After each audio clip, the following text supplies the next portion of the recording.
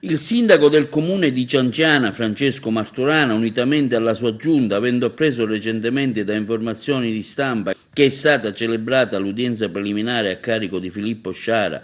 56 anni, già affiliato alla famiglia mafiosa di Siculiana, accusato dell'omicidio dell'imprenditore ciancianese Diego Passafiume, ucciso il 22 agosto 93 a Cianciana, ha deliberato in data 15 ottobre di costituirsi parte civile. A distanza di quasi 30 anni e dopo una svolta nelle indagini avvenuta nel 2018, Sciara è accusato di omicidio premeditato ed efferato, con l'aggravante di aver agevolato l'attività dell'associazione mafiosa denominata Cosa Nostra nei confronti dell'imprenditore ciancianese, allora 41enne, che operava nel settore del movimento terra,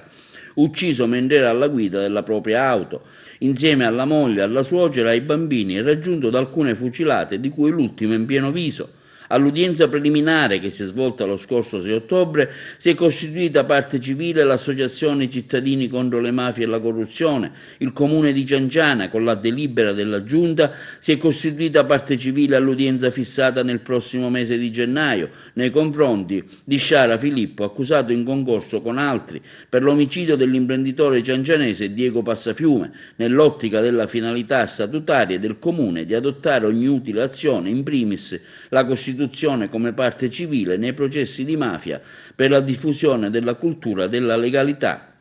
L'amministrazione comunale ha conferito l'incarico all'avvocato Lucia Lo Scalzo del Foro di Agrigento.